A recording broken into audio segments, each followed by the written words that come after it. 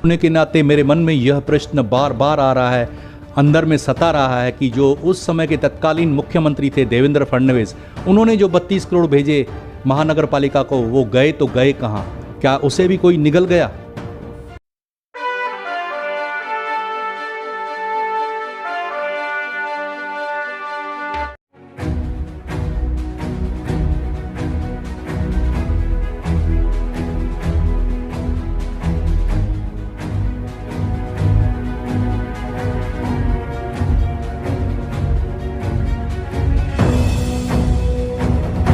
आप देख रहे हैं फिर सुबह होगी news.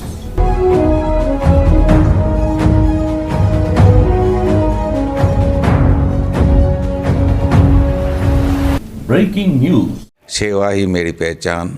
Shankar Soneja, panel number 26। नमस्कार, फिर सुबह होगी न्यूज़ चैनल में आप सभी का स्वागत है। मैं किरण जोशी ले चलती हूं आपको आज की कुछ ताज़ा तरीन खबरों की ओर।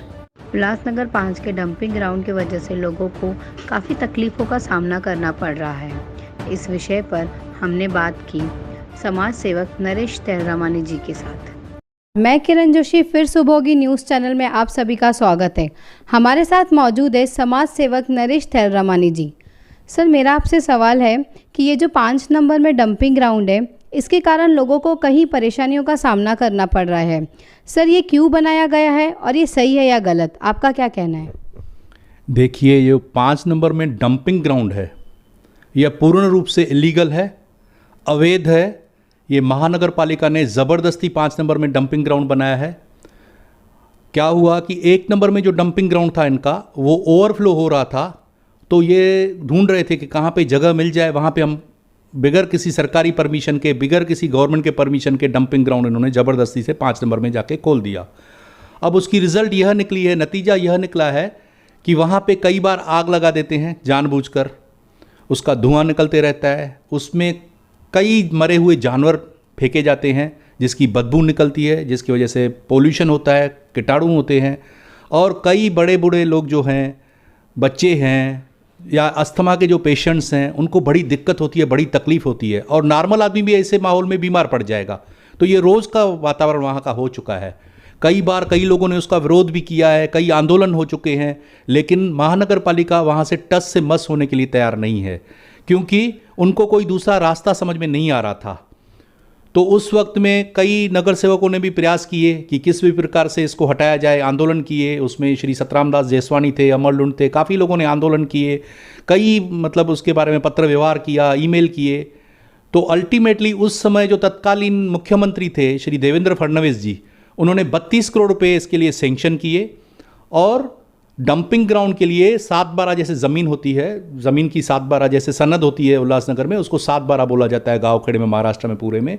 तो 7/12 दे के उसाटने गाँव है अमरनाथ के बाजू में, वहाँ पे 7/12 ज़मीन दे करके उनको दी गई, अलॉट की गई है महानगर पालिका को कि आप डंपिंग ग्राउंड वहाँ पे खोल दीजिए। लेकिन इन्होंने, जैसे मैंने बताया, इच्छा शक्ति अफसरों के अंदर नहीं होती है। वो पगार तो सरकार की खाते हैं, लेकिन काम उनको करना नहीं है। ये बिल्कुल सभी लोगों को पता है शहर में कि सरकारी ऑफिसर केवल पगार खाने के लिए आते हैं, उनको कोई लेना देना नहीं, न तो शहर से उन लोगों को प्यार रहता है। हाँ, बीच में एक आयुक्त आए थे श्री निम्बालकर, उन्होंने एफर्ट्स लिए थे और कुछ आगे भी बढ़े थे कि इसको कैसे बंद करें और कैसे वहाँ लेके जाएं, लेकिन उसके बाद जितने भी आयुक्त आए हैं, किसी ने भी इच्छा शक्ति नहीं दिखाई है। तो ये जो है हटाया जा सकता है, कोई बड़ी बात नहीं है, और इसको जो कचरा है इसको बिल्कुल जो है नाश कर देना है, ख़त्म कर देना है, और इसको सेग्रीगेट करना है। गीला कचरा अलग, जो गीले कचरे होते हैं, सूखा कचरा रहता है, इनको अलग करना है, और उसको जैसे गवर्नमेंट के ऑर्डर्स हैं उस प्रकार से करना है। यहाँ तक के पोल्यूशन कंट्रोल बोर्ड ने 2-2 बार चिट्ठियाँ महानगर पालिका को दी हुई हैं कि यहाँ पे जो आपने ये जो डंपिंग ग्राउंड बनाया है प्योरली इलीगल है, इसको तुरंत हटाइए, नहीं तो आपके ऊपर पेनल्टी लगेगी। फिर भी इनके कान के ऊपर जूं तक नहीं रेंगती है। और मैं आपको बताऊं, कई बार रात को इसके धुएं की तकलीफ इतनी होती है, इसकी स्मेल की इतनी तकलीफ होती है, ये धुआं कैलाश कॉलोनी, अंबरनाथ, सामता कॉलोनी, नेताजी तक आती है, और कई लोगों को उसकी परेशानी होती है, लेकिन जैसे सरकारी अधिकारी रहती हैं उनको कोई फ़र्क ही नहीं पड़ता है। सर, मेरा आपसे दूसरा सवाल है कि अभी इसका आगे क्या होना चाहिए और क्या होगा?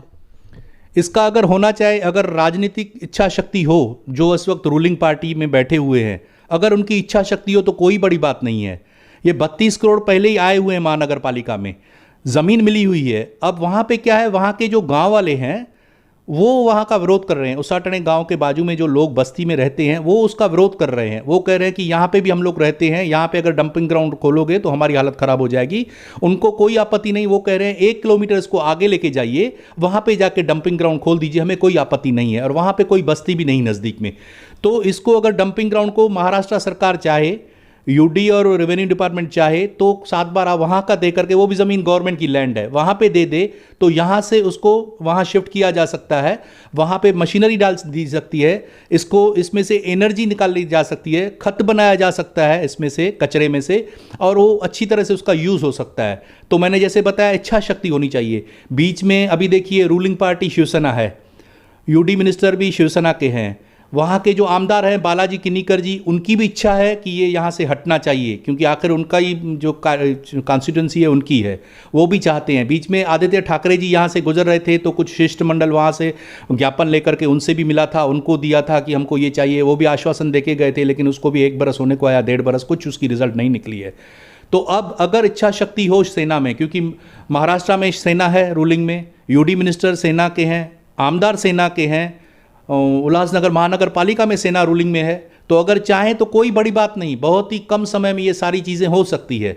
अब वो तो अभी उनके दिल में क्या है वो तो मैं नहीं कह सकता हूँ, लेकिन मुझे बड़े दर्द के साथ बताना पड़ता है। बार बार मैं बताता हूँ, पूरे जनता को बताता हूँ, न जाने क्यों मेरे उल्लासनगर शहर को एक मानो ग्रहण सा लगा हुआ है। कोई भी समस्या हो उसका कोई हल निकालता नहीं, कोई हल निकालने के लिए इंटरेस्टेड ही नहीं है। ये मेरे शहर की बद दिशा है, बहुत बुरी दिशा है। धन्यवाद सर, धन्यवाद। देखते रहें फिर सुबह होगी news. Please like, share, comment, love and subscribe to our channel.